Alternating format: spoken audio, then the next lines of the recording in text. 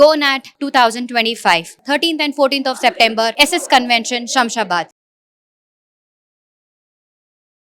అసలు పిల్లల గురించి తల్లిదండ్రులు ఎప్పుడు ఆలోచిస్తున్నారు అని అనిపిస్తుంది. ఎందుకంటే వాళ్ళ కొట్లాటలు వాళ్ళకే ఉన్నాయి, వాళ్ళ లొల్లులు వాళ్ళకే ఉన్నాయి, వాళ్ళ కేసులు వాళ్ళకే ఉన్నాయి. అలాంటి పరిస్థితిలో ఒక బిడ్డ తల్లిని తీసుకొని సుమన్ టీవీ మెట్లెక్కింది. మా ఆయన అట్లా అక్రమ సంబంధం పెట్టుకున్నాడు మేడం. అక్రమ సంబంధం మానే అంటే మానట్లేదు మేడం.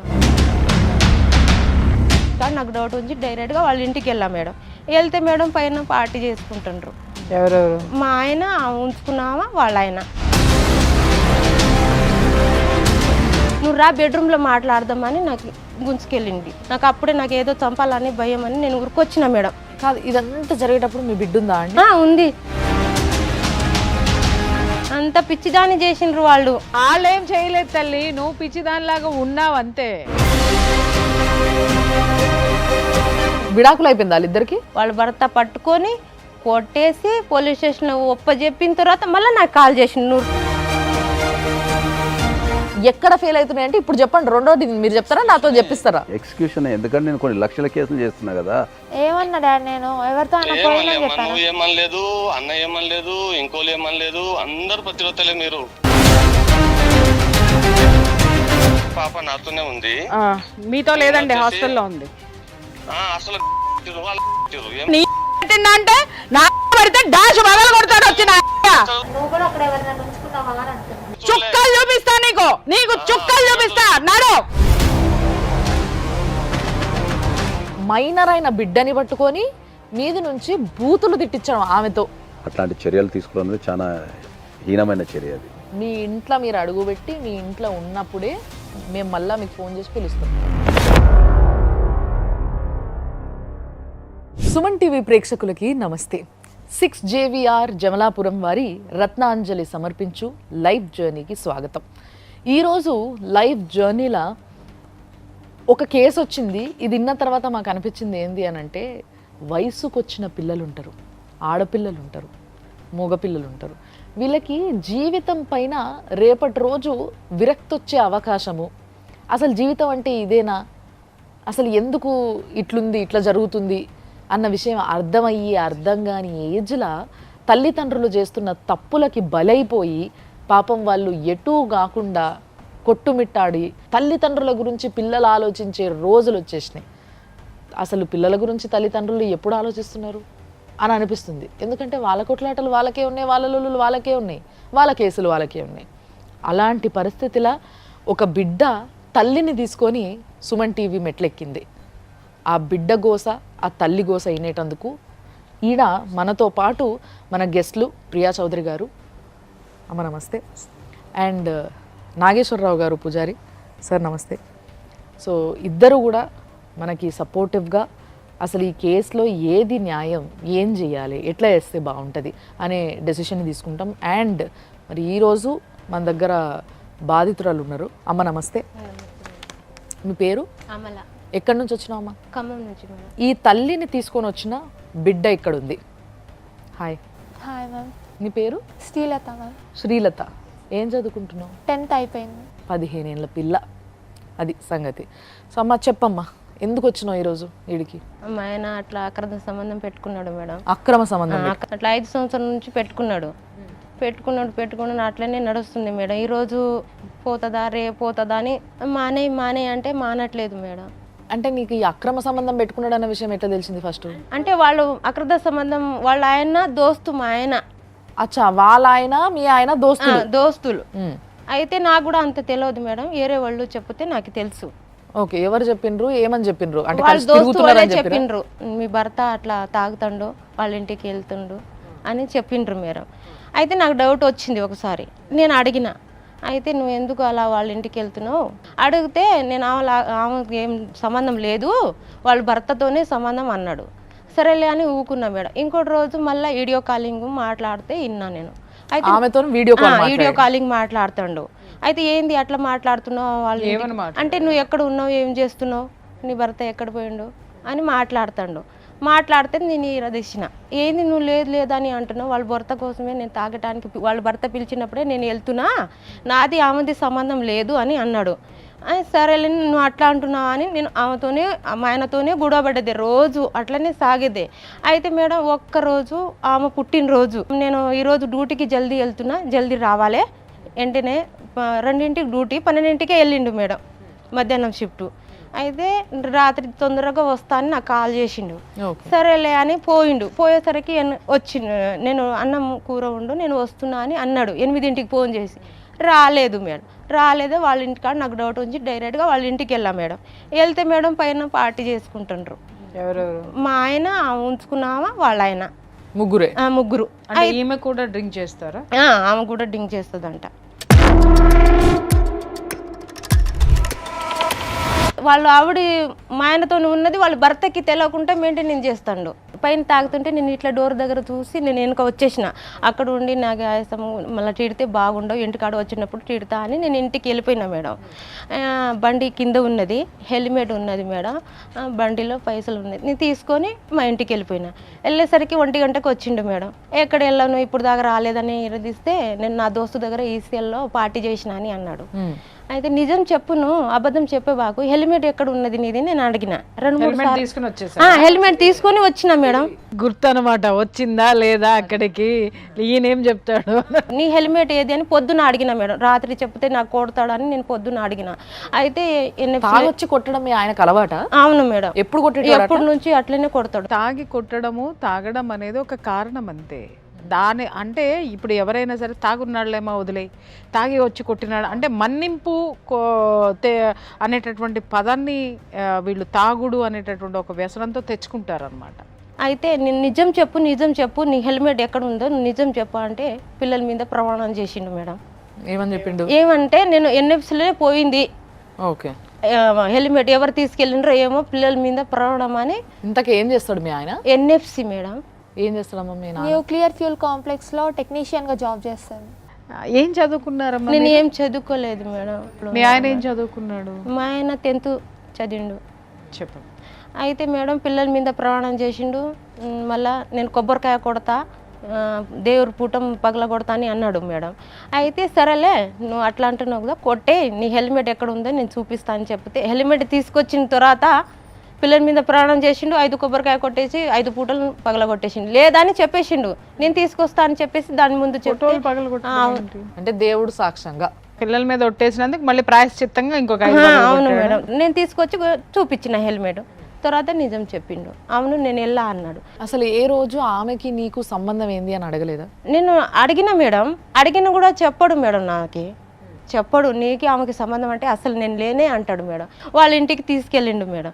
తీసుకెళ్తే ఏమని తీసుకెళ్ళిండు వాళ్ళ ఇంటికి, కానీ చెప్పలేదు నాకు ఇంటికాడ. నీకు మూలాల దగ్గర ఏముందో నీకు తాగితాలు కట్టిస్తా అని తీసుకెళ్తా అని అన్నాడు. సరేలే అని నేను అన్నా. మా పాప కూడా నాకు కూడా నేను కూడా వస్తా అని మా పాప అంటే నువ్వు వద్దు మమ్మీకి ఒక్కదానే తీసుకెళ్తాను, నాకు ఒక్కదానే తీసుకెళ్ళిండు మేడం. వాళ్ళ ఇంటికాడ మెయిన్ రోడ్ మీదే వాళ్ళ ఇల్లు, వాళ్ళ ఇంటికాడ అబ్బి చేసి వాళ్ళ ఇంటికాడ తీసుకెళ్తున్నా, నువ్వు మంచిగా మాట్లాడు ఆమెతోని అని అన్నాడు మేడం. అయితే ఎందుకు రేపటి రోజు కలిసి బతకాలని ఏమో వాళ్ళ మొగుడుతోని ఆమెతోని మంచిగా మాట్లాడమని అన్నాడు మేడం. మీ ఆయన ఏడి అని నేను అన్నా డైరెక్ట్గా. మా ఆయన బెడ్రూమ్లో పండుకుంటాడు అన్నాడు. పిలువు నేను మాట్లాడతా అన్నా. నువ్వు రామని ఇద్దరు గుంజుకెళ్ళిండ్రు నాకు. అయితే నాకు నేను భయపడ్డా మేడం. నువ్వు రా బెడ్రూమ్లో మాట్లాడదామని నాకు గుంజుకెళ్ళింది ఆమె. నువ్వు పో అని మా ఆయన నాకు తోసేసిండు మేడం. నాకు అప్పుడే నాకు ఏదో చంపాలని భయం అని నేను ఉరికొచ్చిన మేడం. ఉరికొచ్చి మెయిన్ రోడ్డుకి నేను ఆటో ఎక్కిన. ఆటో ఎక్కేసి నువ్వు ఎందుకు బెడ్రూమ్లో రాలేదని ఇంటికాడ వచ్చి బాగా కొట్టిండు మేడం. కొడితే పోలీస్ స్టేషన్లో నేను కేసు పెట్టాను మేడం. కేసు పెడితే మా వాళ్ళ ఇంటికి వెళ్తాడు, ఆమెతోని అక్రమ సంబంధం ఉన్నది, వాళ్ళ భర్తతోని అట్లా తాగేసి నాకు కొడుతుండని నేను పెట్టేసిన మేడం. మామూలుగా వాళ్ళు రిపోర్ట్ రాసిండ్రు మేడం. అయితే మా ఆయనకి వెంటనే బాగా దెబ్బలు చూసి మా ఆయనకి వెంటనే పిలిచిండ్రు. నాకు కొట్టేసి ఖమ్మం వెళ్ళిపోయిండు, ఇక్కడ ఉండలేదు మేడం. అంటే ఇదంతా జరిగింది ఇక్కడే. ఏ పోలీస్ స్టేషన్ కీసురా మేడం. పిలిచిన తర్వాత మేడం ఇంకా 4 బీర్లు తాగేసి ఇంటికాడ వచ్చి నాకు కేసు పెడతామని మళ్ళీ కొట్టిండు మేడం. మళ్ళీ కొడితే మేడం నేను అక్కడ మా వాళ్ళు ఉంటారు కదా, అక్కడ నాకు కొడుతుందని సాల్వ్ చేస్తారు, వాళ్ళకి పిలిపిస్తా, మా పాపే పిలిపిస్తుంది, ఇట్లా కొడుతుండు మా డాడీ రా. ఇదంతా జరిగేటప్పుడు మీ బిడ్డ ఉందా అండి? ఉంది, నా బిడ్డ ఉంది. కొట్టడం ఇదంతా నువ్వు చూసినావు కల్లారా? మరి మీ నాన్నని ఎప్పుడు ఆపలే? ఎందుకు కొడుతున్నావు నాన్న అని అడగలేదు? ఆపుతాను, మమ్మల్ని కూడా బెదిరిస్తాడు. ఏమని అంటే మీరు మధ్యలో రాకండి, మా ఇద్దరి మధ్యలో మీరెందుకు అనేసి అంటారు. మీరు అంటే నువ్వు ఇంకెవరు ఉన్నారు? ఇంకెంతమంది? మా బాబు బాబు ఉన్నాడు. దీనికన్నా పెద్దోడు బాబు కొంచెం మెంట్లాంటి తొక్క మేడం, 7th month పుట్టిండు. కొంచెం ఇమ్యూనీలు ధర పోర టైప్ ఉన్నది మా బాబుకి.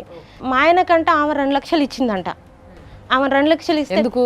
మేము ఇల్లు కట్టిస్తున్నాం మేడం. మా ఆయన దోస్తే నాకు చెప్పిండు, ఏమని అమల 2 లక్షలు ఆమె ఇచ్చిందంట, నువ్వు పోలీస్ స్టేషన్ మోకం చూపించకూడదంట వాళ్ళ భర్తకి, ఆమెకి కేసు రిటర్న్ తీపించుకో అమల అని నాకు ఫోన్ చేసిండ్రు మేడం. పోలీస్ స్టేషన్ దగ్గర రాబాకు అని నాకు అక్కడ నుంచి భయపెట్టిండ్రు నాకు. అయితే సరేలే ఒకసారి చూస్తా అన్నయ్య, ఆ 2 లక్షలు ఎంత ఉన్నదో వడ్డీతో నువ్వు ఇచ్చేయమని నేను ఏరే వాళ్ళతో 2 లక్షలు ఇచ్చేసిన, వడ్డీతోని ఇచ్చేసిన. నీ దగ్గర ఎక్కడ పైసలు? అంటే మేము లోన్ తీసినాం మేడం. లోన్ తీసినా కూడా మీ ఆయన తీయాలి కదా, నీకు మా ఆయన నా చేతిలో ఇంత కూడా అవుతుంది కదా మేడం, దానికోసమే నేను చచ్చిపోతా అని అంటున్నా కదా, అందుకోసం ఆయన తీసి నాకు ఇస్తే వేరే వాళ్ళతో నేను పంపించిన.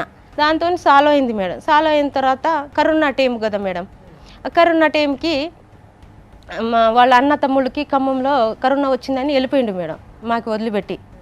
అయితే మేము ఇంట్లోనే ఉన్నాం. ఇప్పుడు కూరగాయలు ఎవరు తెస్తారు మేడం, నేను పోయి తీసుకొచ్చిన. కరోనా వచ్చేసింది నాకు. కరోనా అట్లా నాకు ఎటో ఒళ్ళు బాగలేదు, నువ్వు రామని చెప్తే వచ్చిండు మేడం. ఎక్కడ పోయి తలుచుకున్నావు, ఎవరు వచ్చిండ్రు అని మాట్లాడేది మేడం. నేను ఎక్కడికి పోలేదు, మార్కెట్కి వెళ్ళా అని నేను అన్నా. అయితే హాస్పిటల్లో చూపించిండు. హాస్పిటల్లో నేను బాగైనా నా కరోనా ఏమో మా ఆయనకి తగిలింది మేడం. అయితే ఆయన హాస్పిటల్లో అడ్మిట్ అయ్యిండు. అడ్మిట్ అయిన తర్వాత ఆమె మా బావగారి కూడా తెలుసు ఆమెతో ఉందని, ఆమె మా బావగారు ఎక్కించుకొని మా ఆయనకి సేవ చేస్తుంది. మీ ఆయన తరపు ఉన్న వాళ్ళందరికీ ఈమెతోటి రిలేషన్ ఉందన్న సంగతి తెలుసు మేడం. అంటే మీ పెళ్లికి ముందు నుంచే ఉందమ్మా? పెళ్లి తర్వాత మరి ఉన్నప్పుడు వాళ్ళు ఎప్పుడు ఈయనకి ఇట్లా చేయడం కరెక్ట్ కాదనేది చెప్పలేదు మేడం, చెప్పలేదు. మా బావగారు మా యారాలే మా ఆయనకి కలిపేది వాళ్ళు ఇద్దరే.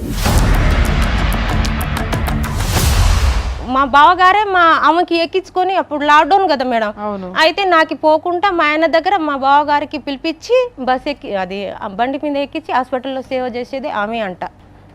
ఎవరు? మా ఆయన ఉంచుకున్న ఆమె. ఎవరికి? మా ఆయనకి. ఆమెని వీళ్ళ బావనే బండి మీద ఎక్కించుకొని తీసుకుపోయి మరి ఈమె మొగుడు దగ్గర వదిలిపెట్టేది చేసేటందుకు. ఏమన్నా పింప డిశ్చార్జ్ చేయడానికి నువ్వు వస్తా అని అడిగిండు నాకు. నేను వస్తా అని నేను అన్నా మేడం. అయితే మళ్ళీ ఫోన్ చేసి ఏమన్నాడు, ఆమె వస్తుందో ఏమో, నువ్వు వద్దులే అని మళ్ళీ అన్నాడు. ఇది ఎక్కడ గొడవ? భార్య వస్తుందేమో అని చెప్పేసి అని వీళ్ళని రావద్దని చెప్తారు, ఆమె వస్తుందేమో నువ్వు రావద్దని అనేసిండు మేడం. వచ్చి తానం చేయమంటే తానం చేయించిన మేడం. తానం చేయించిన తర్వాత ఈ అన్ని ఏంటి, మీరు అన్నం వంట చేయమన్నాడు, వంట ఎక్కడ తిన్నారు అని నేను అడిగిన. అన్నం ఎక్కడ తిన్నారు అన్న. హోటల్లో తిన్నావు అన్నారు. ఆల్రెడీ లాక్డౌన్ కదా మేడం, ఇంకా ఏడ హోటల్ ఉంటుంది. నేను డౌట్ వచ్చి నేను అడిగితే హోటల్లో తిన్నా, నోరు మూసుకొని ఉండమని అనేసిండు. బావకి చెప్పు, బాగున్నాడు కదా నా వెనక అనేసిండు మేడం. వారం అయిన తర్వాత ఇప్పుడు అన్నీ నాకు డౌట్గా ఇప్పుడు గుడి అయితేనే ఉంటుంది కదా మేడం, అందుకోసము నాకు అది యాపిల్ అయిపోయినాయి, నేను పోయి తీసుకొస్తా అని అడిగిండు. అయితే నీకు కరోనా పోలేదు కదా, నేను పోయి అమ్మాయిని తీసుకొని నేను పోయి తీసుకొస్తా మన చౌరస్తా దగ్గర నేను అడిగిన మేడం. వద్దని చెప్పేసి మేడం ఆమెను తీసుకొని అది అయితే ఆమెను తీసుకొని నాకు డౌట్ వచ్చింది కదా మేడం, నేను వెనక వెళ్ళా మేడం. వెళ్తే మేడం ఆమెను కూర్చోబెట్టి కుషాయిగూడలో పూల పలారం తీసుకొచ్చిండు. మళ్ళీ అక్కడ పోతే మళ్ళీ ఇద్దరికి కొట్టడం ఎందుకు, ఇంటికాడ వచ్చేటప్పుడు మా ఆయనకి అడుగుదామని. చూసుకోవడం కాదమ్మా, పట్టుకొని రోడ్డు తన్నలేదు మేడం. అంత కొడితే తిన్నగయ్యేటోడు అంత పిచ్చిదాన్ని చేసిండ్రు వాళ్ళు. నాకైతే నువ్వు వాళ్ళేం చేయలేదు తల్లి, నువ్వు పిచ్చిదానిలాగా ఉన్నావు అంతే. మొత్తం మీద వాళ్ళిద్దరికి సంబంధం ఉందన్న విషయం నువ్వు క్లియర్గా చెప్తున్నావు. ఇప్పుడు నీ భర్త నీ దగ్గర ఉన్నాడా, ఆమె దగ్గర ఉన్నాడా?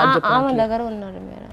3 సంవత్సరం అయితే. నీ భర్త దగ్గర ఆవిడ ఉందా, నువ్వు ఉన్నావా, లేకపోతే ఆయననే పోయి ఆమె దగ్గర ఉన్నాడా? అది క్లియర్ గా చెప్పు. ఆమె నా భర్త దగ్గర ఉన్నది. అంటే మీ ఇంట్లో ఆమెనే వచ్చి ఉన్నది. వాళ్ళ భర్త వదిలిపెట్టిండు మేడం. మా గూడో నేను వెళ్ళిపోయిన తర్వాత మా ఆయన తీసుకొచ్చి ఆటపోత కోసేటం భువనగిరి కొట్టేసి నా కొట్టిండని అమ్మోళ్ళ ఇంటికి ఉన్నాడు కదమ్మా, ఎప్పుడు పడితే అప్పుడు కొడుతుండే. ఆ రోజే నాకు బాగా గూడ అయింది. పడి పడి పడి ఏదో ఒక రోజు విరక్తి అనేది వస్తుంది. ఆమె ఇన్ని మానకి చెప్పింది ఏంటంటే ఇన్ని విధాలుగా ఆవిడ పడింది. 10 రోజుల్లో బుద్ధి చెప్పి మళ్ళీ రిటర్న్ రావచ్చులే అని కోపంతో వెళ్ళిపోయినా మేడం. ఎక్కడ పోయినావు? మా అమ్మోళ్ళ ఇంటికాడ. అమ్మోళ్ళ ఇంటికాడ వెళ్ళిపోతే తర్వాత నా మీద అక్రమ సంబంధం పెట్టేసిండు. నీ మీదనా? నా మీద. నీకు ఎవరితో సంబంధం పెట్టిండు? నాకు ఆ ఉట్టిగానే పెట్టేసిండు. ఎవరి మీద ఎవరితో ఉందని స్పెసిఫిక్ గా ఒక పర్సన్ ని చూపించినాడా? అది చూపియలే మేడం. నీకు అక్రమ సంబంధం ఉంది కాబట్టి నువ్వు అమ్మగారింటికి వెళ్ళిపోయినా అని పెట్టేసిండు మేడం. చేసుకో. దాని తర్వాత నేను పోయిన తర్వాత ఆమెను తీసుకొని ఏడపోతు కోసటం, రూమ్ లో ఉంచటము అన్ని వాళ్ళ భర్త పోతే ఎవరికి ఘోషించినాడు? మా ఆయన ఉంచుకున్న ఆమె ఇద్దరు ఇప్పుడు వాళ్ళు భార్యాభర్తలు గూడబడి మా ఆయనతోనే ఇప్పుడు ఏటపోతు కోసటం మా ఆయన. ఓ మస్తు మజా చేసుకున్నారా? అవును మేడం. నేను నీకు నీ వాళ్ళు పోయా, నాకు నా వాళ్ళు పోయా వాళ్ళు అన్నట్టు ఇద్దరు. మనం బరంపురం అని చెప్పేసి అని వాళ్ళిద్దరు కలిసి ఆటపోతు ఇప్పుడు ఆ అమ్మాయికి పిల్లలు లేరమ్మా? ఇద్దరు పిల్లలు ఉన్నారు. మా పిల్లలంతా ఉన్నారు. మా పాప ఆ అమ్మాయి కూడా ఉన్నారు మా సార్. విడాకులు అయిపోయింది వాళ్ళిద్దరికి? లేదు మేడం. నాకు వాళ్ళ భర్త నాకు కాల్ చేసిండు మేడం. ఏమని నువ్వు ఎప్పుడు వెళ్ళిపోయినావు, నాతోని మా ఆవిడ గూడ పెడుతుంది అక్క, అసలు ఎందుకు నువ్వు వెళ్ళిపోయినా ఏందని వాళ్ళ భర్త పడితే మాది గూడైంది సార్, మా ఇద్దరి మధ్యలో గూడైంది అని నేను వాళ్ళ భర్త కన్నా. లేకని వాళ్ళ భర్తతోని గూడబడి వాళ్ళ భర్త పట్టుకొని కొట్టేసి పోలీస్ స్టేషన్లో ఒప్పజెప్పిన తర్వాత మళ్ళీ నాకు కాల్ చేసిండు, నువ్వు రా, నీ ఇంట్లో నువ్వు ఉండు, ఆమె ఎందుకు ఉంటది. ఆమె భర్త రెడ్ హ్యాండెడ్ గా ఇద్దరికి డైరెక్ట్ గా పట్టుకొని కొట్టి పోలీస్ స్టేషన్ లో పెట్టారు. అవును మేడం. పోలీసులు ఏమన్నారు? పోలీసు నాకు తెలియదు మేడం ఏమన్నారు. వాళ్ళు భర్తే వాళ్ళు అమ్మోళ్ళని పిలిపించి పట్టించిండ్రు మేడం. పట్టించి ఇద్దరికి కొట్టేసి కుషాయిగూడ పోలీస్ స్టేషన్లో కేసు పెట్టి డిపార్ట్మెంట్లో ఇచ్చిండ్రు మేడం. ఎవరు, మీ ఆయనని ఆమెని? ఆటోమేటిక్ మర్డర్ కేసు పిల్లలతో పెట్టించిండంట మేడం. వాళ్ళ భర్త పిలిచిండు, నేను రాలేదు. కుషాయిగూడ వాళ్ళతోనే ఏదైనా పోవాలి, నేను ఎందుకు వాళ్ళ మధ్యలో దూరాలని నేను రాలేదు మేడం. నువ్వు చెయ్యలేనటువంటి పని ఆయన చేశాడు. ఆయన తెలుసుకున్న క్షణమే నీ భర్త మీద కేసులు పెట్టాడు. పెట్టిన తర్వాత నిన్ను పిలిచి నీ కాపురం నువ్వు చేసుకోమ్మా అని చెప్పేసి నిన్ను పిలిచినప్పుడు కూడా నువ్వు వెళ్ళకపోవడం అనేది నీ తప్పు. ఇన్ని రోజులు బయటలో ఉంచేసి డైరెక్ట్ జనవరి 1కి ఇంటికాడ తీసుకొచ్చిండు డైరెక్ట్గా. పెళ్లి చేసుకున్నాడా? మనకి తెలియదు మేడం. ఈమెకి డైవర్స్ అతను ఇవ్వలేదు, ఆమె హస్బెండ్కి డైవర్స్ ఇవ్వలేదు. But they are living in together in one roof, under one roof. ఇది ఏంటి సార్? జనరల్గా అయితే ఈమెకి డైవర్స్ కంపల్సరీ ఇవ్వాలా, తర్వాత ఆమె కూడా డైవర్స్ తీసుకోవాలా. కానీ మరి మ్యూచువల్ అండర్స్టాండింగ్లో వాళ్ళు ఉన్నట్టుంది. వాళ్ళు మ్యూచువల్ అండర్స్టాండింగ్ లో ఉన్నారు సార్. ఈ మ్యూచువల్ కన్సర్న్ ఏమవుతుంది, ఆ పిల్లలు ఏమవుతుంది, ఆ భర్త ఏమవ్వాలి, ఈ భార్య ఏమవ్వాలి? ఇప్పుడు ఈమె గట్టిగా పోరాడాలి కదా. ఇప్పుడు అక్కడ నుంచి వాళ్ళ హస్బెండ్ కాల్ చేసినప్పుడు, వాళ్ళ హస్బెండ్ కేసు పెట్టినప్పుడు, ఈమె కాల్ చేసినప్పుడు ఈమె కూడా వెళ్ళాలి కదా కంపల్సరీ. డే 1 నుంచి ఏంటంటే పెళ్ళి అయింది కాబట్టి ఆమె పెళ్ళిని కాపాడుకోవడానికి అలా ఉన్న పిల్లల జీవితం ఖరాబ్ కావద్దని ఆమె సాక్రిఫైస్ చేస్తూ వస్తున్నది. ఇవాళ కాకపోతే రేపైనా మారకపోతాడా, ఎల్లుండైనా మారకపోతాడా, ఏదో రకంగా మారకపోతాడా, ఏదన్నా గొడవ పడితే పిల్లల జీవితం ఏమైనా ఖరాబ్ అయిద్దేమో అనే ఉద్దేశంతోనే ఆమె మంచి మనసుతోనే అర్థం చేసుకొని పిల్లల కోసం ఆమె సాక్రిఫైస్ చేస్తూ వస్తుంది. ఇప్పుడు భార్య క్వశ్చన్ చేసింది అనుకోండి, అవతల వాడు తప్పించుకునేటటువంటి మూమెంట్లో అతి నీచమైనటువంటి సంబంధాలు కూడా కలుపుతాడు. అంటే ఇప్పుడు ఉన్నామే కూతురనో చెల్లెలనో అక్కనో కూడా చెప్పేటటువంటి వాళ్ళు కోకొల్లలు ఉన్నారు. మీకు తెలిసిన కేసులు బోల్డ్ ఉన్నాయి అలాంటివన్నీ. అవి మనం ప్రూవ్ చేయలేనటువంటి, ఇవాళని నిలువున కోసిన అవతల ఉన్నటువంటి అది కూడా తండ్రిలానే చూసుకుంటున్నానంటది, అన్నయ్య అని అంటది, లేకపోతే మా బాబాయ్ గారు అని అంటది, లేకపోతే ఇంకేమన్నా అంటది. కానీ యువతల వాడు కూడా అదే పలుకుతాడు. ఇది మనం ప్రూవ్ చేయలే. కానీ జరుగుతున్నది ప్రపంచానికి తెలుసు, భార్యకి తెలుసు, కానీ కోర్టులకు ఎందుకు తెలియవు సార్? కోర్టుల దృష్టికి తీసుకెళ్లాల్సిన బాధ్యత మన మీదే ఉంటుంది కదా. ఆమె కనుక నిజంగా పోలీస్ స్టేషన్కి వెళ్ళి అక్కడ కౌన్సిలింగ్లు ఇప్పించి వాళ్ళ దృష్టికి తీసుకెళ్తే అది స్టార్టింగ్లో వెళ్ళిపోయేది. అది స్టార్టింగ్ తీవ్రత ఎప్పుడైతే ఈమెకు తెలిసిందో, ఈమెకు అనుమానం వచ్చిందో, మనం ఇంతకుముందు చెప్పినప్పుడు ఎప్పుడైతే ఈమె హెల్మెట్ గురించి మాట్లాడినప్పుడు అప్పుడే గట్టి యాక్షన్ తీసుకొని ఉండి అప్పుడే కనుక మనం పోలీస్ స్టేషన్లో కంప్లైంట్ ఇచ్చి మనకు సఖీ సెంటర్ ద్వారా కానీ లేకపోతే పోలీసుల ద్వారా కానీ కౌన్సిలింగ్ ఇచ్చి ఉంటే ఆ భయం అప్పుడు ఉంటుండే. ఆమె ఆల్రెడీ ఒకసారి కేసు పెట్టడం జరిగింది. ఆమె ఒంటి మీద దెబ్బలు చూసి ఇమీడియట్గా పోలీసు వాళ్ళు వాళ్ళ ఆయనను పిలిపించడం జరిగింది.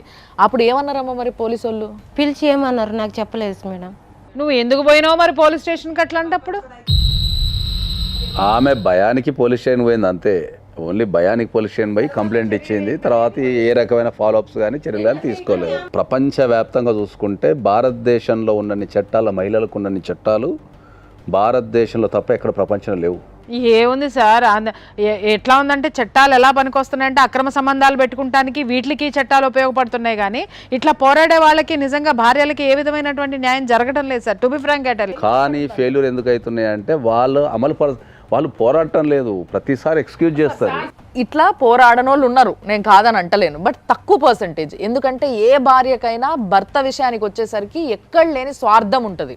ఎక్కడ నా భర్త నాకే, నన్నే చూడాలి, నాతోనే ఉండాలి, ఇంకొకరిని చూడ్డానికి లేదన్న ఫీలింగ్ ఉంటుంది. అది ఉండడం న్యాయం, అది ఉండడం ధర్మం. అది లేకపోతేనే దరిద్రం నిజానికి చెప్పాలంటే. సో అట్లున్నా కూడా ఎక్కడ ఫెయిల్ అవుతున్నాయి అంటే ఇప్పుడు చెప్పండి. రెండోది మీరు చెప్తారా, నాతో చెప్పిస్తారా? ఎక్స్క్యూషనే. ఎందుకంటే నేను కొన్ని లక్షల కేసులు చేస్తున్నా కదా. కంప్లైంట్ ఇచ్చినప్పుడు ఉన్నంత ఆవేశము, ఎందుకంటే చట్టం అనేది ఎప్పుడు కూడా క్విక్ రిజల్ట్ ఉండదు. మీరు అంటున్న వర్జన్ ఒకటి ఉంది, నేను కాదని అంటలే, అది ఒప్పుకుంటున్నా. అది ఒక 5% 10% ఉండొచ్చు.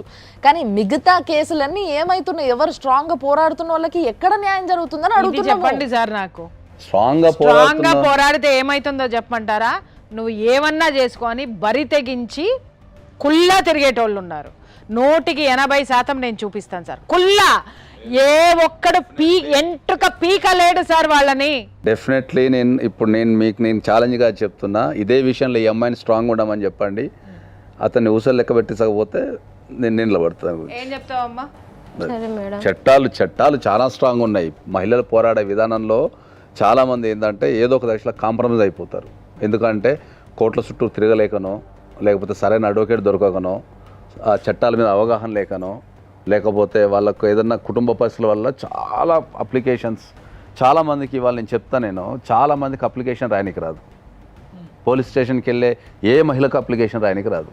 వాళ్ళ అప్లికేషన్ రాసేటప్పుడు వాళ్ళ ఎమోషన్ రాస్తారు, చట్టం రాయరు. అంతే కదా సార్, బాధతో పోతారు కదా సార్ వాళ్ళు. చట్టం రాయరు. ఎంతమందికి ఉంది సార్? అదే చెప్తున్నా నేను, చట్టాల మీద అవగాహన ఉండి చట్టాలను అర్థం చేసుకుంటే ప్రతి ఒక్కరికి న్యాయం జరుగుతుందని చెప్తున్నా నేను. మీరు చెప్తున్న విధంగా ఆలోచిస్తే చట్టం అనేది ఒక అఫీషియల్గా మీరు అంటున్నట్టుగా దాన్ని ఫాలో అవ్వడం కరెక్టే, నేను కాదని అంటలే. కానీ చట్టంకి కూడా ఫస్ట్ ప్రాబ్లం సాల్వ్ చేయడం అనేది గొప్ప విషయం. ఇక్కడ ఫామ్ ఫిలప్ చేయడానికి వస్తుందా, పద్ధతులు వస్తాయా, ఇవన్నీ కాదు కదా. అల్టిమేట్గా చట్టం రూల్ కూడా అదే.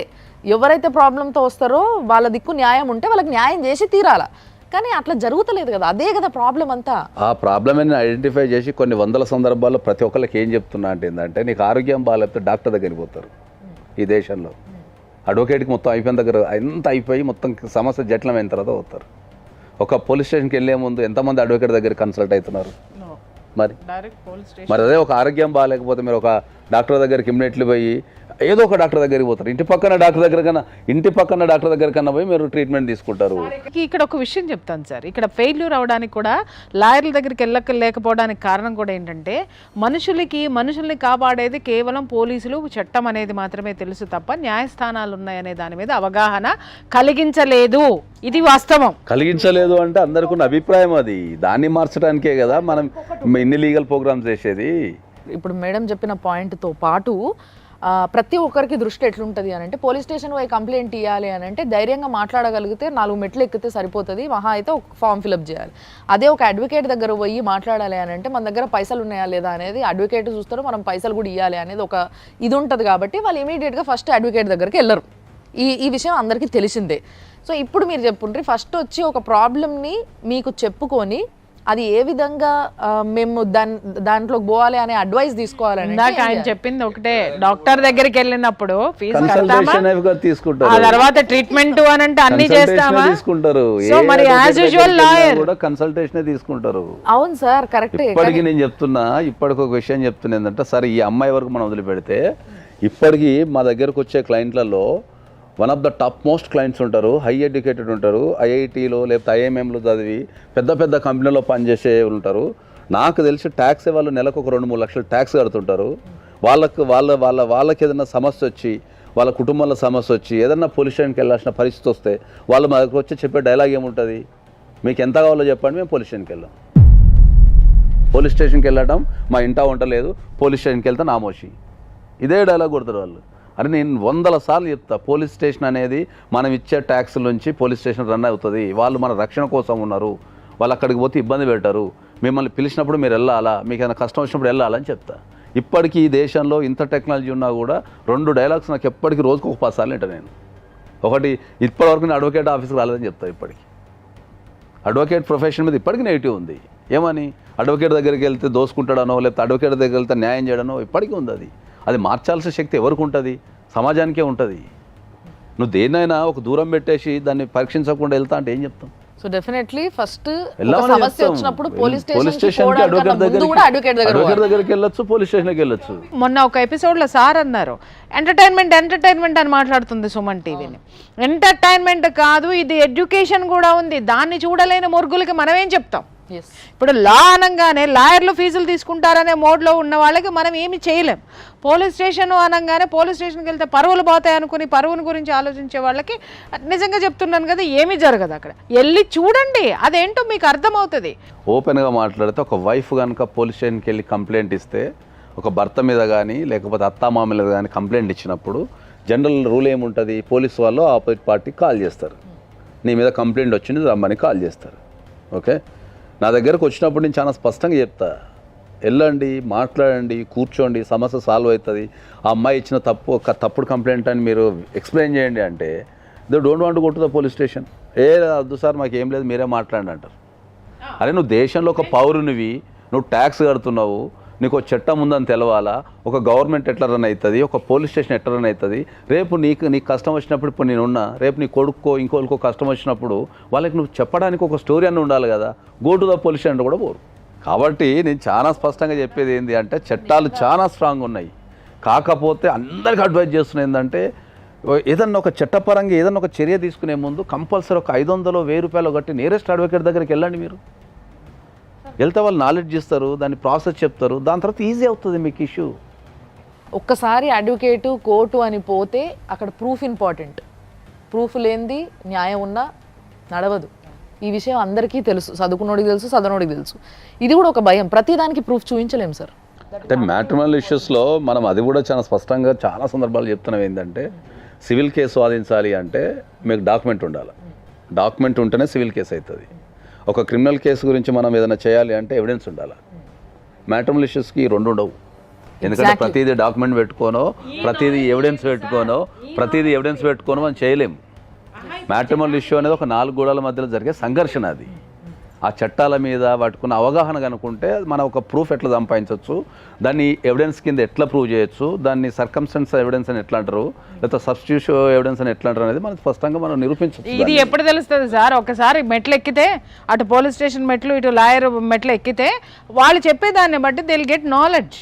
అట్లీస్ట్ ఎలా ఉండాలి, ఎలా చెప్పుకోవాలి. ఇప్పుడు ఈవిడ ఇక్కడ వరకు వచ్చారు, నీకు ఎన్ని విషయాలు తెలిసినాయి అమ్మా, ఇప్పుడు ఎలా పోరాడాలనేది ఒక అవగాహన అయితే వచ్చిందిగా. ఇంతకు ముందు 3 సంవత్సరాలు నువ్వు నోరు మూసుకొని కూర్చొని ఉన్నావు కదా, నువ్వు వెళ్ళిపోయానమ్మా అనేసి అని ఇందాక అన్నావు కదా నువ్వు. మరి ఇప్పుడు వచ్చావు ఇక్కడికి. ఇంత రచ్చ జరుగుతుంటే కూడా నువ్వు పోయి మీ అమ్మగారి ఇంట్లో ఉన్నావు, అక్కడ వాళ్ళ కొట్లాట ఏం తీసుకెళ్ళిండ్రు హాస్పిటల్కి, మీ ఆయన ఆమెని పట్టించిండ్రు, పిలిచిండ్రు, పోలేదు. దాని తర్వాత అట్లీస్ట్ మీ ఆయన దగ్గరికి పోయినావా, ఫోన్ చేసినావా, మాట్లాడినా? పెద్ద మనుషులతో పంచాయతీ కూడా పెట్టించిన మేడం. నా ఇంట్లో నేనే నా పిల్లలతోనే ఉంటా అన్ని మా వాళ్ళకి తీసుకొని నా ఇంటికి వస్తే మేడం నువ్వు ఎందుకు వచ్చినావు అని రాడ్డుతోని కొట్టిండు మేడం. నాకు మళ్ళా కొట్టిండు. ఇప్పుడు ఒక భర్త కనుక కొడితే మనకు డొమెస్టిక్ వైలెన్స్ యాక్ట్ అని ఒకటి ఉంది. దాంట్లో ప్రొటెక్షన్ ఆర్డర్స్ అని ఉంటాయి.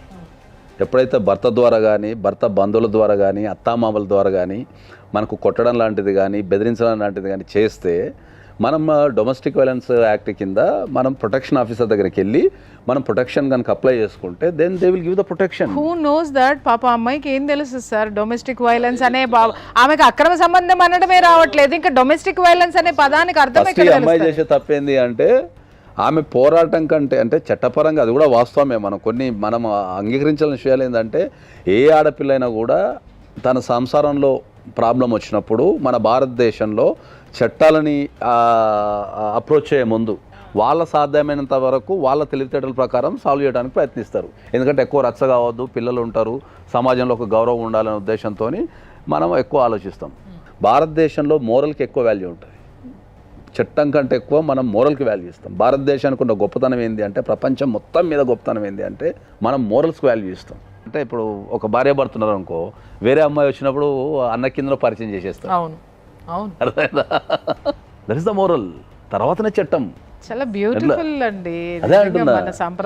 కాబట్టి ఆ క్రమంలో వీళ్ళు ఈ సమస్యని మనం out of the court settle చేసుకోవాలనే క్రమంలో వీళ్ళు తప్పులు చేస్తుంటారు తప్ప వాళ్ళకి నిజంగా పోరాడాలని మనసులో ఉంటుంది. కానీ ఆ పోరాటం వల్ల ఇంకేమైనా ఇబ్బంది పడతాడేమో, ఇంత కొట్టినా కూడా భర్త ఇబ్బంది పడతాడేమో అని. ఇట్లాంటి బంధాలు వీళ్ళకి ఎప్పుడు అదేస్తుంటుంది. అట్లా ధైర్యంగా మీరు పోలీస్ స్టేషన్కి వెళ్ళి కంప్లైంట్ ఇవ్వచ్చు ఆ ఇంట్లో ఉండటానికి. లేదు అసలు ఏ కంప్లైంట్ అవసరం లేదు. మీరు ఇప్పుడు కూడా ఈ స్టూడియో ఇక్కడ నుంచి అయిపోయిన తర్వాత డైరెక్ట్ మీ పాపని తీసుకొని మీ ఇంటికి మీరు తలుపులు బద్దలు కొట్టి ఉండొచ్చు. పెళ్లి చేసుకున్న భార్యకి విడాకులు ఇయ్యనంత వరకు సర్వ హక్కులు ఉంటాయి. ఒక్కసారి సార్ని కలవండి అమ్మా. కలిస్తే మీరు ఏం చేయాలి అనేది సార్ గైడెన్స్ ఇస్తారు. దాని ప్రకారము మీరు ఇది చేయొచ్చు. అన్న తమ్ములతోనే అక్రమ సంబంధం కడతాడు మేడం. అన్నలతోటి ఆయనకున్న అక్రమ సంబంధాన్ని పక్కదారి పట్టించి ఒక కొత్త ఇష్యూని తెర మీద తేయడం వల్ల ఇష్యూ ఇటు డైవర్ట్ అయ్యిందనే టాపిక్ తప్ప అది. ఒక్క విషయము వాళ్ళ డాటర్ని అడగాలనుకుంటున్నాను నేను.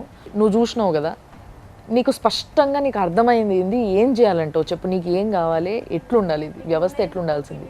11th బోర్డ్ ఎగ్జామ్స్ అయిపోయింది. నేను దాని ముందు రోజే డాడీ కాల్ చేసి మమ్మీ దగ్గరికి వెళ్తాను, డాడీ గుర్తుకొస్తుంది. నువ్వు అప్పటి వరకు ఎక్కడున్నావు? అప్పటి వరకు హాస్టల్, నేను ఖమ్మంలో హాస్టల్లో చదివాను. ఓకే.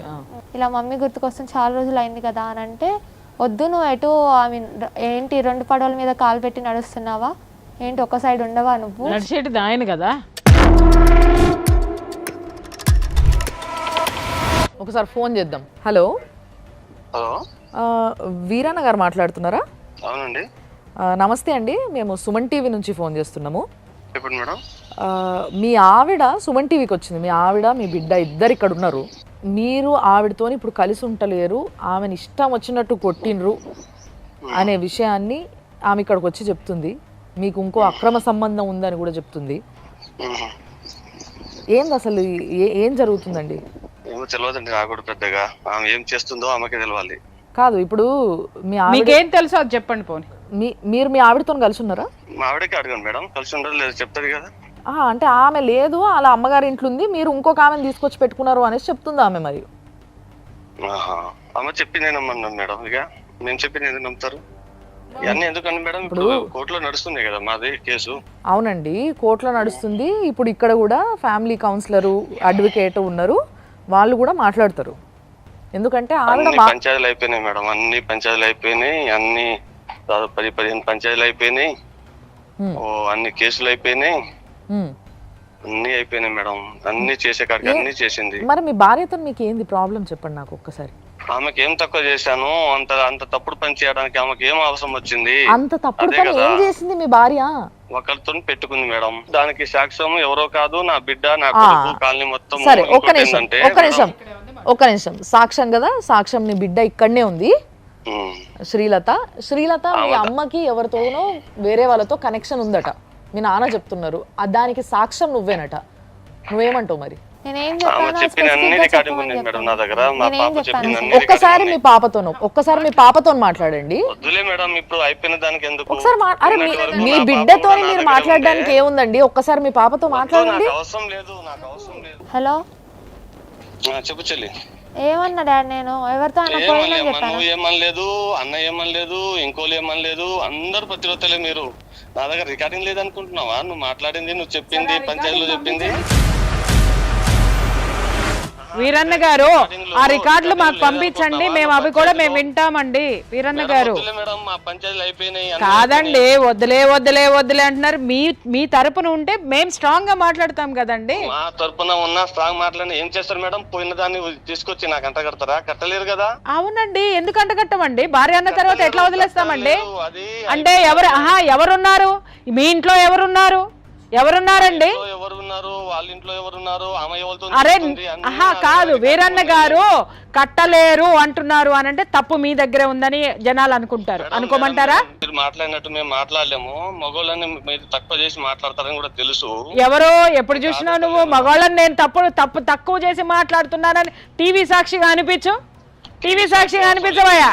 మీ వీడియోలు ఎన్నిసార్లు చూస్తలేను మేడం. ఎన్నిసార్లు చూసినప్పుడు మగవాళ్ళని ఎప్పుడు తక్కువ చేసి మాట్లాడినా నేను? రోజు అదే పని. అవును కరెక్ట్ గా దొరికినా రోజు నీకు ఇదే పని. ఆడోళ్ళందరినీ కూర్చోబెట్టుకొని ఆడోళ్ళందరినీ ఇజ్జత్ తీసి మాట్లాడడం అనేది నీకు బాగా ఇదే పని అంట. మీరు ఏం న్యాయం చేస్తారు? రోజు ఎవరికి అన్యాయం చేస్తారు, ఎవరికి మాట్లాడుతారు అని నేను రోజు వీడియోలు చూస్తా ఉంటాను. ఎవరికి అన్యాయం చేసినామో తీసుకురా బిడ్డ. One side of the coin మేము వినమయ్యా. అట్లా అనుకుంటే మీ ఆవిడకే నేను బోల్డ్ అని చెప్పాల్సి వస్తుంది. మీకు ఫోన్ చేసి మీరు వయ్యాకి అని మాట్లాడకండి మేడం అని చెప్తున్నా నేను.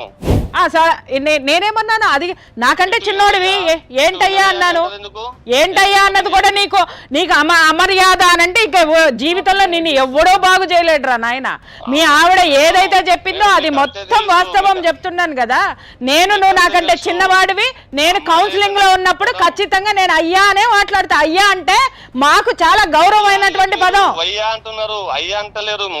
ఇనవయ్యా అంటున్నారు, అయ్యా అంటలేరు. అయ్యో ఎనవయ్యా, మరి అయ్యా అన్నప్పుడు ఎనవయ్యా అనగా ఎనరా అంటారా? సరే మీతో మేము మాట్లాడలేము కానీ చెప్పండి. నేననేది మీ ఆవిడతోటి ఏంటి ప్రాబ్లం? ఇవాళ నీ ఇంట్లో ఈ పరాయి స్త్రీతో నువ్వు ఉంటున్నావు అనేది ఎలిగేషన్. అది వాస్తవమా కదా? Sir no. మాకు ఎటువంటి పరాయి స్త్రీతోనే నాకు సంబంధం. రైట్. అయితే ఆవిడ రైట్స్ ప్రకారం ఆవిడ మీ ఇంటికి వస్తుంది. ఆవిడ రైట్స్ ప్రకారం వస్తుంది. ఆమె ఇంట్లో ఆమె ఉంటుంది. ఆమెకి స్థానం ఇవ్వండి. ఆమె తప్పులు చేస్తున్నట్టయితే మాకు పంపించండి. మేము మీకు న్యాయం చేస్తాము. ఖచ్చితంగా మీ తరపున మేము నిలబడతాం. ఆమెకి న్యాయం చేస్తాం. నీకు అవసరం లేదు కాబట్టి ఆమెకి మేము న్యాయం చేస్తాము. మిస్టర్ వీరయ్య గారు ఖచ్చితంగా న్యాయం ఎవరి వైపు ఉంటే వాళ్ళతోటే వస్తుంది మీ వీరయ్య గారు. ఓకేనా? మా మిస్సెస్ కి ఇప్పుడు 4 సంవత్సరాలు వెళ్ళిపోయి నిన్నటి వరకు 10వ తరగతి ఎగ్జామ్ ఎవరు కూడా పాప నాతోనే ఉంది. మీతో లేదండి, హాస్టల్లో ఉంది. అసలు మా నీ దగ్గరికి ఎందుకు వస్తాను రా భాయ్? పెడితే నీ దగ్గరికి ఎందుకు వస్తా? మంచిగా మాట్లాడు, సంజాయించి మాట్లాడు. నేను చాలా మర్యాదగా మాట్లాడతా. నీ పెట్టిందంటే నా పడితే డాష్ బదలు కొడతాడు. వచ్చిన తమాషా పడుతున్నావా? తమాషాలు తెలుస్తున్నావా? నువ్వు ఇక్కడ కూర్చొని ఒక ఉన్నతమైనటువంటి స్త్రీతో మాట్లాడేటటువంటి సిచ్యువేషన్ సరిగ్గా లేదంటే నువ్వు నీ భార్యని సరిగ్గా చూసుకున్నావని మేము అనుకుంటున్నావా? సరే వీరయ్య, నేను చెప్తున్నాను విను వీరయ్య. చుక్కలు చూపిస్తా నీకు చుక్కలు చూపిస్తా. నడు. మరి ఇంత దారుణంగా మాట్లాడుతుంది. అవును మేడం, అట్లనే ఎక్కడైనా నాకు అట్లనే చేస్తాడు మేడం. కన్న కూతుర్ని బూతులు తిట్టాడు మ్యామ్. వాడు నీ పెడతాడా అని మాట్లాడుతున్నాడు అంటే వాడికి ఎంత పొగరేసి ఉన్నావురా నువ్వు. చూపిస్తా, నా కనిపిస్తాడు నీకు. అది చూపించకపోతే చూడు, నేను ఇక్కడ నీకు చూపించి తీరుతానేమనుకుంటున్నావు. కానీ నిజంగా ఇట్లా మాట్లాడడం మాత్రం చాలా చాలా చాలా తప్పు. అయ్యా నీ భార్య ఇట్లా చెప్తుంది, ఒక వైపు వినము రెండో వైపు కూడా వింటాము అని ఫోన్ చేస్తే ఉల్టా ఒక పెద్దావిడిని పట్టుకొని ఈ మాట అనడం ఎంతవరకు కరెక్ట్? ఎంత దరిద్రంగా మాట్లాడుతున్నాడు ఆయన. ఏమన్నా తెలివి నీతి నిజాయితీ అసలు ఒక మొగోడు అట్లా మాట్లాడతాడా? ఒక మాట చెప్తున్నాను, అతనికి ఆడదానితోటి పడుకోవడం ఒకటే వచ్చు. నేను ఈ పదం మాట్లాడకూడదు. వాడు అదే ధ్యాసలో అదే విధంగా కట్టుకున్న భార్యను కూడా ఆ విధంగానే బయటికి నెట్టేసేసి రోడ్డును పడేసిన కూతుర్ని అక్కడ కూర్చోబెట్టుకొని తల్లికి అక్రమ సంబంధం ఉందని కూతురికి తెలుసని బుకాయించే ఇంతకంటే సంస్కారంగా మాట్లాడతాడని మనం ఎక్స్పెక్ట్ చేయడం అనేది కరెక్ట్ కాదు. చెప్పు తల్లి, నువ్వు చెప్పేంది ఏమన్నాడు మీ డాడీ? నా దగ్గర ఉన్నప్పుడు ఆమె రికార్డింగ్ చేసి పంపించింది. నువ్వు కూడా మీ అమ్మ లెక్క అవుతున్నావా, నువ్వు కూడా అక్కడ ఎవరైనా ఉంచుకున్నావా అని అంటుంది. ఎవరు? ఆమె అంటుంది. మా డాడీ పక్క నుండి ఆమె కంటే ఆమె నాకు చెప్తుంది. కాదు, అసలు ఆమెకేం సంబంధం? నీతో మాట్లాడాల్సిన అవసరం ఏముందమ్మా? అంటే దుబ్బతండలో నీ అమ్మలాగా నువ్వు కూడా తయారైతున్నావు, నువ్వు కూడా చూసుకున్నావా? ఆవిడెవరమ్మా నీ బిడ్డతో మాట్లాడడానికి? ఆమె ఎవరు? ఆమె ఏ వరసతోటి ఉంది, ఏ సంబంధంతో నీ బిడ్డతోటి ఆ మాట మాట్లాడింది? ఒరే నువ్వు ఇట్లాంటి గలీజు పనులు చేస్తూ గలీజు మనుషుల్ని నీ చుట్టూ పెట్టుకొని ఇక్కడ నువ్వు నీ ఇష్టం వచ్చినట్టు మాట్లాడితే ఊరుకుంటామని మాత్రం అనుకోకు. ఇక్కడ ఏమి చేతగాక కూర్చోలేదు మేము. ఇక్కడ చేతగాక ఇది ఒక వ్యవస్థ అన్న విషయాన్ని మర్చిపోకండి. మొన్న ఇంటికి వస్తే పాపకు బస్ ఎక్కించిండు మేడం, ఉండకూడదు ఇంట్లో అని. ఎందుకు? ఇంటికి వస్తే నువ్వు మీ మమ్మీ దగ్గరికి వెళ్తా అని అన్నావు కదా, మీ మమ్మీ దగ్గరే ఉండిపో, నాకేం అవసరం లేదని చెప్పి మళ్ళీ బస్ ఎక్కిచ్చేసాడు. ఇంటి వరకు కూడా వెళ్ళలేదు. ఇంటి వరకు వెళ్ళాలా అంటే అది తీసుకురావద్దని ఉంటుంది, పెట్టుకున్నాడుగా ఒకదాన్ని. ఆమెతో మాట్లాడినట్టున్నాడు, బయటికి వెళ్ళి మాట్లాడేసి ఇక నన్ను వచ్చి వెళ్ళిపో నువ్వు, నేను నీకు బస్ ఎక్కిస్తాను వెళ్ళిపో అని చెప్పి బస్ ఎక్కి. ఒరే నీకు అర్థం కాక అడుగుతాను, అసలు కన్న కూతుర్ని సైతం నువ్వు రోడ్డు మీద పడేసి బజారు దానితో మొగుడిని వదిలేసింది, పిల్లల్ని వదిలేసింది, ఒక బజారు దాన్ని పెట్టుకొని నువ్వు ఏం మాట్లాడుతున్నావు? తెలివిగా మాట్లాడుతున్నాను అనుకుంటున్నావా, లేకపోతే గొప్పోండి అనుకుంటున్నావా? పెట్టి చూడు గొప్పోళ్ళ దాంట్లో చెయ్యి, ఏం జరుగుతుందో ఎరక్కొట్టి పంపిస్తారు. అదే జరుగుతుంది రేపొద్దున నీకు. అసలు మైనర్ అయిన బిడ్డని పట్టుకొని మీది నుంచి బూతులు తిట్టించడం ఆమెతో. అంటే ఒక ఆడపిల్ల సార్ పాపం ఆ పిల్ల బ్రెయిన్, ఆ పిల్ల మనసు ఈ ఏజ్లో ఏమైపోవాలి, ఏంది సంగతి ఇది? డెఫినెట్లీ అమ్మాయి కంప్లైంట్ ఇవ్వచ్చు. ఒకవేళ కనుక అమ్మాయి కంప్లైంట్ ఇస్తే ఇష్యూస్ చాలా సీరియస్గా ఉంటుంది. ఎందుకంటే అమ్మాయి మైనర్ యాక్చువల్లీ. అవును. ఓకే, మైనర్ కాబట్టి మైనర్ మీద అట్లాంటి చర్యలు తీసుకోవడం అనేది చాలా హీనమైన చర్య. అది మీరు డెఫినెట్లీ మీరు కంప్లైంట్ ఇవ్వండి అమ్మా, మీరు డెఫినెట్లీ వాళ్ళు చర్యలు తీసుకుంటారు. చాలా హీనియస్, చాలా క్రిటికల్గా ఉంటుంది కండిషన్. కాబట్టి మీరు డెఫినెట్లీ అది కంప్లైంట్ ఇవ్వాలి మీరు. సార్ నిజంగా ఈ విషయంలో కంపల్సరీ మేము మీ వెనుకుండి, సుమన్ టీవీ నిన్ను నడుపుతుంది. నేను చెప్తున్నా, ప్రతి ఒక్క తండ్రికి బుద్ధి రావాలా. ఆడపిల్లని కనడం కాదు, దాన్ని అపురూపంగా పెంచుకోవడంతో పాటు నువ్వు ఎట్లా బిహేవ్ చేయాలి, ఎట్లా మాట్లాడాలి, ఎట్లా చూసుకోవాలి అనే విషయం తెలిసి ఉండాలి. ఈ దరిద్రానికి ఆడపిల్లల్ని కనకండి, దయచేసి కనకండి. కంటే ఆ బాధ్యత తీసుకోవడం ముందు నేర్చుకొని కనండి. ఇంత దరిద్రంగా మాత్రం ట్రీట్ చేయకూడదు. ఆడపిల్లైనా మగపిల్లలైనా పిల్లలమ్మా, ఈ భూమి మీదకి వచ్చినటువంటి పిల్లలు. అంటే పశువులు కానీ పశువుకి వీళ్ళకి తేడా లేదన్నమాట.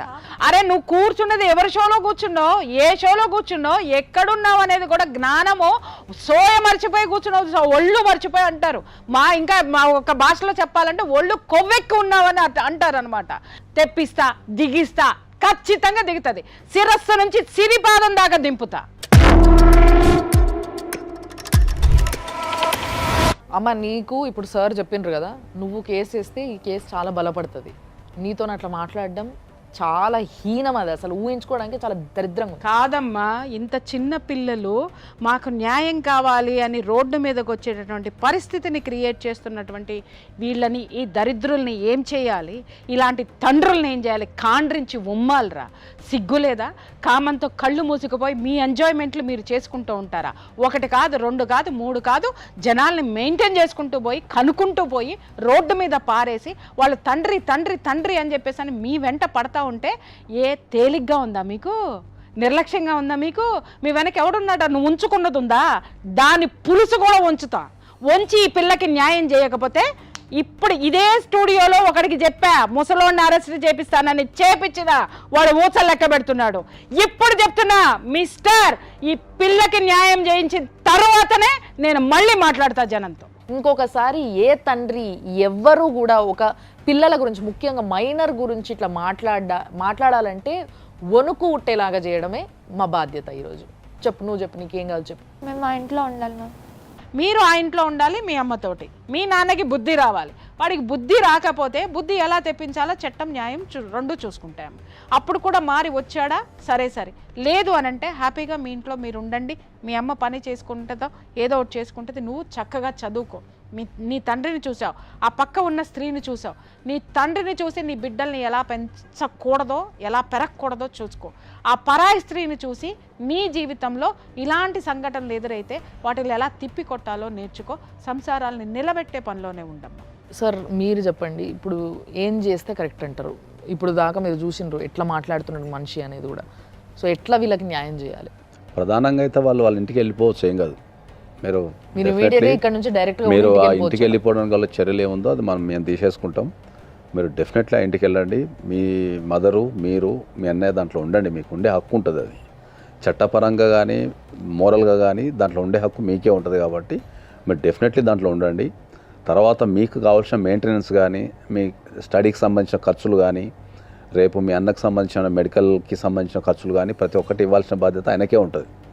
సో డెఫినెట్లీ దాన్ని కోర్టు నుంచి కూడా మీరు తీసుకోవచ్చు. మీ స్టడీస్ కానీ దానికన్నా ముందు మీరు ఇందాక చెప్పింది కూడా తనకి సెక్యూరిటీ కోసం వాళ్ళ ఆయన కొడతాడు కాబట్టి డీవీసీ ప్రొటెక్షన్ కూడా వేసుకోవచ్చు. చట్టపరంగా మీరు ఆ ఇంట్లోకి చేరడానికి, తర్వాత మీరు బతకడానికి మీ రైట్స్ ఏమున్నాయో అవి డెఫినెట్లీ మీ అందరం ఇక్కడ కూర్చొని డెఫినెట్లీ మీకు సాయం చేస్తాం. దాంట్లో మాత్రం మీరు ఏం డౌట్ పెట్టుకోకు.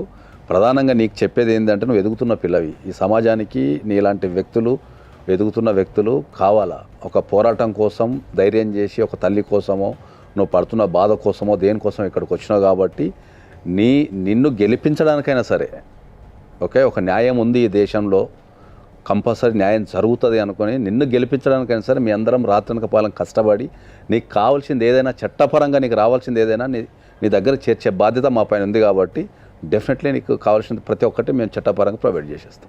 ఇంతే ధైర్యంగా ఉండి మంచి చదువులు చదువుకొని ఒక ఉన్నత స్థానానికి ఎదిగి ఎప్పుడైనా సరే ఒక 10 మందిని కాపాడే ప్రోగ్రాం పెట్టేసుకో. వస్తే పాపకి ఎల్లగొట్టిండు, రేపు బాబు కూడా పంపేస్తాడు మేడం. ఎవరిని ఎల్లగొట్టే హక్కు జరగకుండా చూస్తామని ఎవరిని ఇప్పుడు ఎల్లగొట్టే సార్ హక్కు అదే ఎవరికి అంటున్నారు కదా. ఉండదమ్మా. కోర్టు కావాలంటే మీకు కోర్టు ఆర్డర్ కూడా ఇప్పిస్తాం మేము దానిపైన. బాజాప్తుగా కోర్టు ఆర్డర్ కూడా మీరు ఆ ఇంట్లో ఉండటానికి కావాల్సిన కోర్టు ఆర్డర్ కూడా ఇప్పిస్తాం. కోర్టు ఆర్డర్ పట్టుకొని నువ్వు ఇంటికి పోదు కాబట్టి నీకు ఏ భయం లేదు దాంట్లో. ఓకే, నువ్వు కూడా పిల్లలు ఎదుగుతున్నారు కాబట్టి, ప్రధానంగా నీకు బిడ్డ ఉంది కాబట్టి, ఆడపిల్ల ఉంది కాబట్టి, ఆమె ఇప్పుడు 10th క్లాస్ పూర్తి చేసుకుంది. మళ్ళీ ఇప్పుడు మనకు ఇంటర్మీడియట్ అవన్నీ పెద్ద పెద్దలు చదవాల్సిన అవసరం ఉంటుంది కాబట్టి మీరు కూడా ధైర్యంగా ఉండండి. మీరు కూడా మీ పిల్లలకు ధైర్యాన్ని ఇవ్వండి.